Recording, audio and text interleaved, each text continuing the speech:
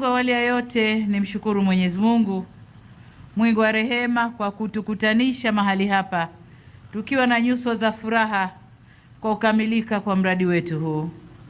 Hali kadhalika namshukuru Mungu kwa kuendelea kulijalia taifa letu kuwa lenye amani na utulivu. Kwa upande mwingine, na kushukuru Mheshimiwa Waziri wa Ulinzi na Jeshi la Kujenga Taifa Dr. Raymond Nyausao kwa kunipa heshima ya kuwa mgeni rasmi katika tukio hili la kihistoria. Kama tulivyosikia katika historia ya mradi huu au historia ya ujenzi wa makao makuu ya ulinzi wa Tanzania, basi pongezi zangu ni kwenu wote waliomo kwenye historia ile, kijumuisha mkuu wa majeshi aliyopo, lakini na wakuu wa majeshi wastaafu, makamanda, maafisa na askari, kikosi kazi maalum kiliosimamia kazi hii, vijana wetu wa JKT na wote wengine walioshiriki kufanikisha mradi huu. Vile vile kipekee nawapongeza mawaziri wa ulinzi wa jeshi la wananchi wa Tanzania aliyepo Dr. Raymond Nyausao na waliopita wakiongozwa na Rais wa Zanzibar na mwenyekiti wa Baraza la Mapinduzi Mheshimiwa Dr. Hussein Ali Mwinyi aliyekuwa waziri wa wizara hii wakati jiwe la msingi la mradi huu likiwekwa. Pamoja nao niungane na mkuu wa majeshi kulishukuru sana bunge letu kupitia kwako Mheshimiwa Spika. Nishukuru kamati yako ya kudumu ya mambo ya nje, ulinzi na usalama kwa kufuatilia kwa karibu na kufanikisha utekelezaji wa mradi huu. Ndugu viongozi, maafisa na maaskari, makao makuu haya ya ulinzi wa taifa ni alama ya ukomavu wa kielelezo cha uwezo wetu kama taifa wa kupanga, kuamua na kutekeleza miradi mikubwa kwa kutumia fedha zetu na wataalamu wetu wa ndani. Huu ni msingi muhimu wa uhuru wa maamuzi na heshima kwa taifa letu. Tukilinganishwa na wengine ndani ya Afrika, tutakuwa kati ya nchi zilizotoa kipaumbele na heshima kubwa kwa shughuli za ulinzi. Majengo haya yasitupe fahari tu kuwa nayo. Jengo zuri kubwa limependeza, lakini kuna fezi mbili nyingine zinakuja kuongezea ukubwa na uzuri wa jengo hili. Sasa isiwe tu ni fahari yetu, bali majengo haya yatumike kuimarisha na kusimamia ulinzi wa taifa letu. Yatumike kama kituo cha fikra, uchambuzi wa kitaalamu na uratibu wa kisayansi wa mikakati na shughuli za ulinzi zinazoendana na wakati tulionao, pamoja na majukumu mengine ya ulinzi wa taifa letu.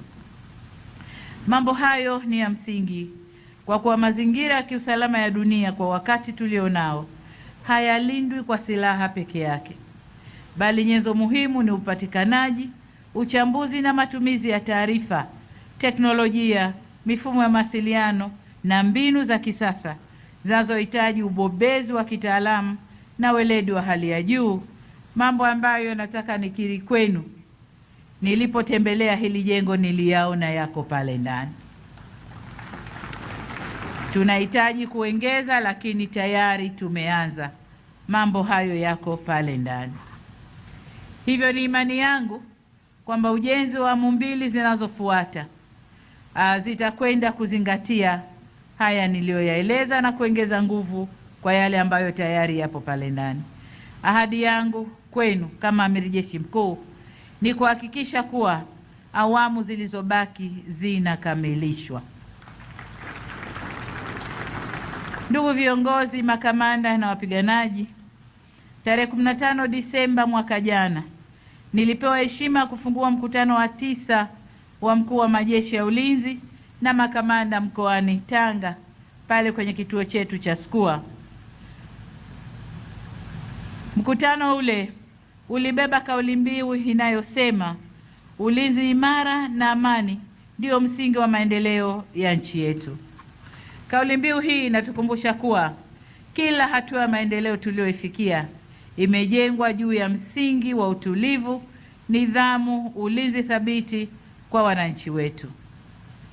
Jinsi taifa letu linavyokuwa kiuchumi ni kiashiria kwamba hali ya ulinzi na usalama imeendelea kuimarika.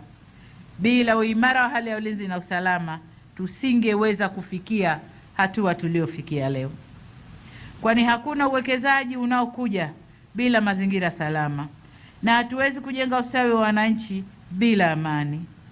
Kama mnavyofahamu, ni juzi tu shirika bobezi linalofanya tathmini ya ukuaji wa hali ya uchumi duniani, The Moody's, limeipa nchi yetu daraja la B1, daraja ambalo ni kiwango kizuri sana kwa mustakabali wa ukuaji wa uchumi wetu. Na kila tunapokuwa kiuchumi, uwekezaji katika sekta ya ulinzi ni suala lisiloepukika kutokana na umuhimu wake kwa mustakabali wa taifa, kimaendeleo na ustawi wa wananchi kwa ujumla. Hivyo serikali yetu itaendelea kuliwezesha jeshi letu kuwa na mazingira bora ya kazi ili liwe tayari wakati wote kutekeleza majukumu yake kwa ufanisi. Taifa lolote duniani linalotaka kuheshimiwa halina budi kuwekeza na kujenga taasisi imara za kulinda uhuru, mipaka, rasilimali na watu wake.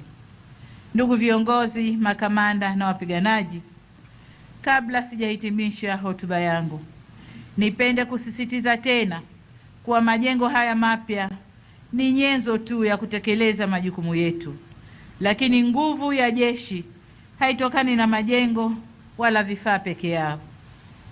Na hapa naomba ninukuu maneno ya Baba wa Taifa Mwalimu Julius Kambarage Nyerere, ambaye aliwahi kusema, na ninanukuu, moyo kabla ya silaha, mwisho wa kunukuu. Kauli hiyo ya moyo kabla ya silaha inatukumbusha kwamba msingi wa jeshi imara ni moyo wa kizalendo, nidhamu, weledi, utii na dhamira safi, uadilifu na uaminifu wa askari wake kwa taifa na watu wake. Utii kwa mamlaka ya kikatiba na uaminifu kwa taifa ndiyo silaha ya kwanza ya jeshi linaloheshimika. Hivyo ni wasihi muendelee kuishi kwa misingi ya kiapo chenu na kuepuka mienendo inayoweza kuharibu heshima ya jeshi letu. Na nimesikiliza vizuri wimbo wa jeshi hapa. Maneno yaliyomo ndani ya wimbo ule iwe ndiyo itikadi katika kazi zetu.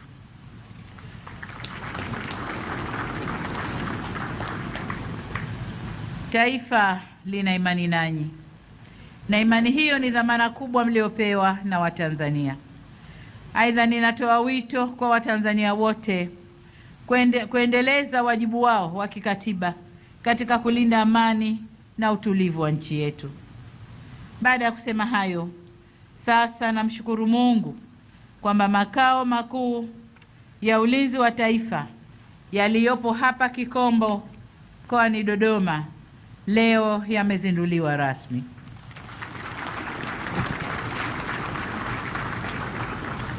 Hongereni sana, na tumwombe Mwenyezi Mungu aibariki nchi yetu Tanzania, alibariki jeshi letu la ulinzi la wananchi wa Tanzania, na asanteni sana kwa kunisikiliza.